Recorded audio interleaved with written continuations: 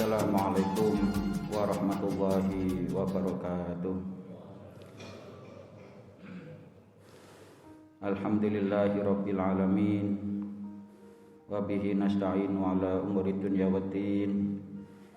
Wassalatu wassalamu ala asyrafil anbiya'i wal mursalin wa ala alihi wa ashabihi ajma'in. Rabbi shrah li sadri wa yassir li amri wahlul 'uqdatam min lisani yafqahu qawli. Jamaah salat subuh rahimakumullah. Senantiasa kita awali hari ini dan setiap hari dengan rasa syukur kehadirat Allah Subhanahu wa taala, karena dengan rasa syukur ini membuat kita menghadapi hari dengan penuh rasa positif, dengan sikap optimis. Kita akan memperoleh kemudahan dalam setiap urusan kita, dan Allah selalu menambahkan nikmat kepada hamba-hambanya yang mau bersyukur. Jamaah sholat syukur rahimakumullah. Rasulullah pernah ditanya oleh seorang sahabat Ansor. Sahabat Ansor adalah sahabat yang tinggal lebih dulu di Madinah, yang banyak memberikan bantuan kepada para sahabat muhajirin yang hijrah dari Mekah. Sebuah hadis yang dimasukkan dalam Arba'in Nawawi, hadis ke-22, An Abi Abdillah Jabir bin Abdillah al-Ansari radhiyallahu anhuma anna rajulan sa'ala Nabi sallallahu alaihi wasallam faqala ara'aita idza sholaitul maktubat wa sumtu ramadan wa ahlaltul halal wa haramtul haram wa lam azid ala dzalika syai'an adkhulul jannah. Qala na'am, rawahu Muslim. Diriwayatkan dari Abu Abdillah Jabir bin Abdillah radhiyallahu anhuma.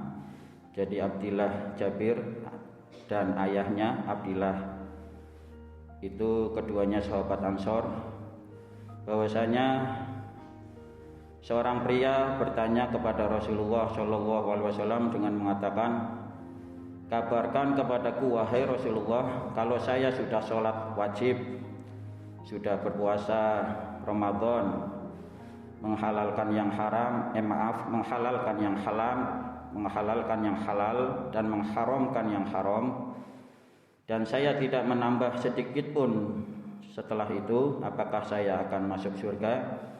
Maka Rasulullah Shallallahu Alaihi Wasallam menjawab, iya. Hadis riwayat Muslim. Dari hadis ini banyak kandungan yang bisa kita ambil pelajarannya. Yang pertama, bahwa jalan untuk masuk ke surga adalah sesuatu yang mudah, bahwa Allah menghendaki kemudahan atas hamba-hambanya dalam meraih kebahagiaan, dan jalan yang ditempuh itu harus dimulai dengan kebaikan-kebaikan yang didasarkan kepada syariat.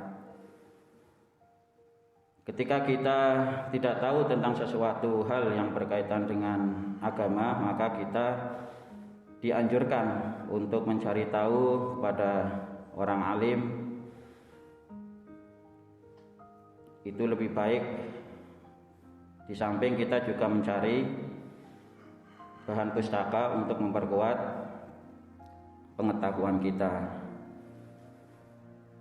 Kemudian yang kedua, bahwa Rasulullah Shallallahu Alaihi Wasallam itu menyampaikan dakwah dengan hikmah dan mau'idhah hasanah.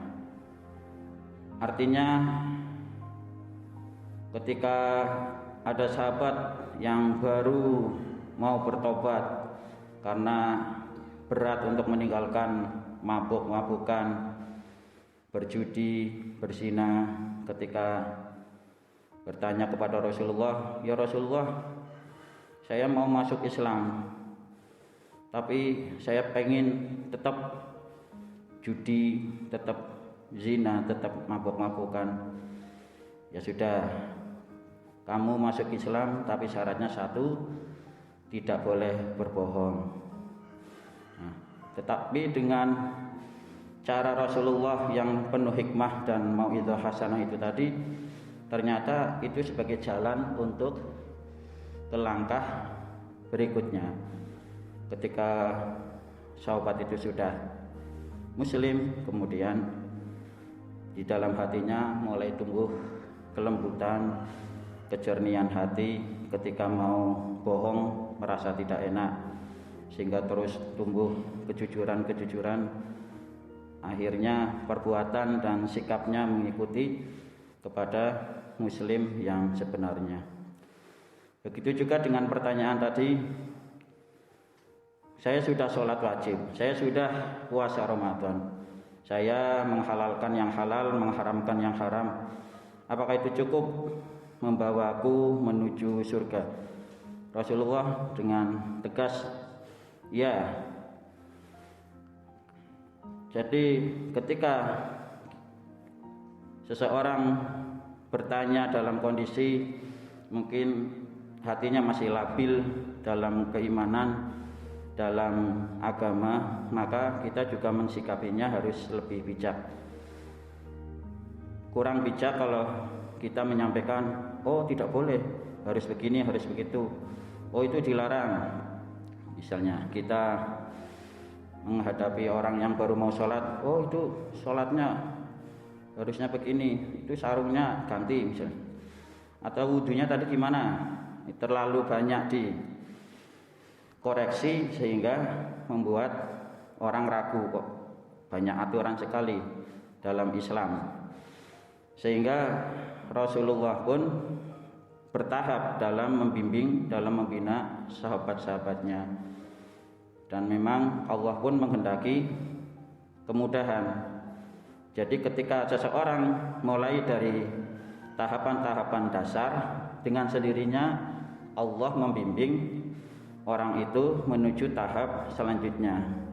Jadi ketika begitu dia mengenal Islam, kemudian dihadapkan pada hal-hal yang bukan tingkatannya, maka yang dikhawatirkan dia akan mempunyai stigma yang kurang pas, kurang baik terhadap ajaran agama Islam.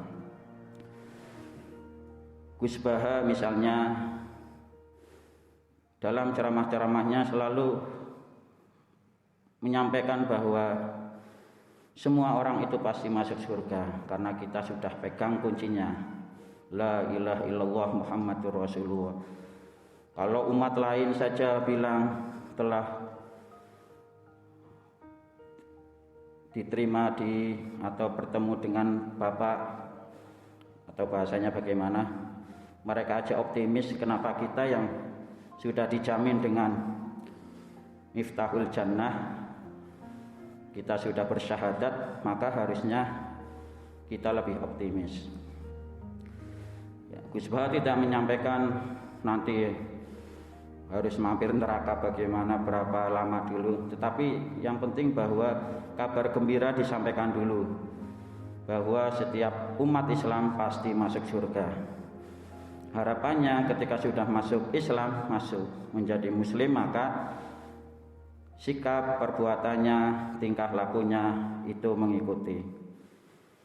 Insya Allah dengan diawali sholat 5 waktunya yang baik, diperbaiki dari waktu ke waktu, kualitasnya ditambah mungkin kuantitasnya, dengan sendirinya akan rindu, ditambah dengan sholat-sholat tambahan, sholat nafilah, rawatib, kemudian merembet lagi dengan puasa, jiwanya jadi terbentuk, jiwanya yang sabar, jiwanya yang penuh kehausan dalam beribadah, kemudian merembet ternyata puasa kalau pengen lebih bagus lagi membaca Al-Quran, maka seperti itulah tahapannya. Jadi ini bisa kita praktekkan dalam mendidik putra putri kita semuanya di keluarga kita, bahwa ada tahapan-tahapan sendiri.